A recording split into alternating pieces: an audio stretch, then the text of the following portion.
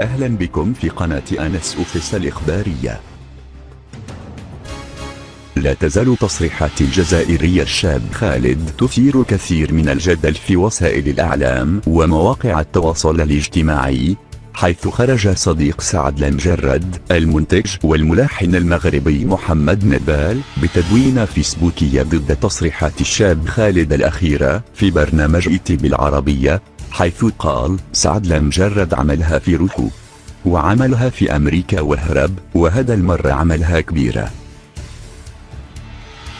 وقال نبال على ضوء حديث الشاب خالد: احترامي وتقديري لك ينتهي عندما تمس بكرامة أحد أبناء بلدي أو ببلد الذي أعطاك قيمة ربما أكبر مما تستحق، ومنحك جنسيته واعتبرك أحد أبنائه ومتعك بميزات كثيرة لم يحظى بها حتى الفنان المغربي، بل ويستقبلك شعبه في كل مرة تزوره بكل حب واحترام وتقدير، الشيء الذي لم تعهده في بلدان أخرى. وأضاف في نفس التدوينة: حتى ألبومك الأخير كان من توقيع الموزع المغربي ريدوان، فعوض أن تشكر المغرب على كل هذا وتحترم أبناءه، خولت لك نفسك لسؤال سعد وهو في موقف لا يحسد عليه. فبأي حق تتهم فنان كبير بحجم سعد المجرد بأشياء لا علم لك بها؟ وكيف استطعت بكل ثقة بالنفس أن تصرح لأحد أكبر البرامج العربية وتقول مثل هذا الكلام في الوقت الذي يكن لك هذا الشاب الخلوق كل الاحترام والتقدير في كل مرة يسأل فيها عن رأيه في الشاب خالد؟ هل كنت معه تلك الليلة؟ من تكون كي تشهد بأن سعد ارتكب هذه الجريمة؟ هل تعلم أن القانون الفرنسي لو كان متأكدا فعلا من أن سعد فعلها لحكم عليه؟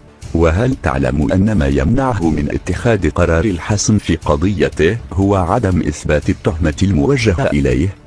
فهل ذكاؤك تعدى القانون الفرنسي؟ كان بإمكانك الترويج لأغنيتك الجديدة التي ستطرحها قريبا والتسويق لها بطريقة أفضل.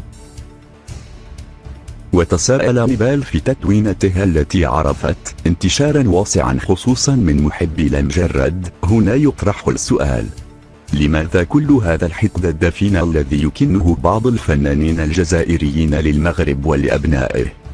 لماذا نكران الجميل؟ فبعد استهزاء الشاب بلال بالجنسية المغربية، يأتي الشاب خالد ليشهد شهادة ظلم أمام الملأ في حق الفنان المغربي سعد المجرد.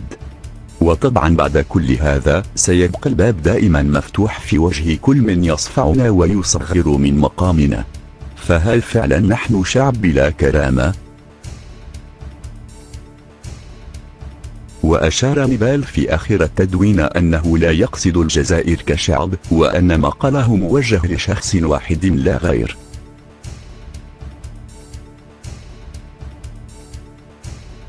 للمزيد من الأخبار تابعونا على قناة أنس أوفيس، يوتيوب، فيسبوك وتويتر.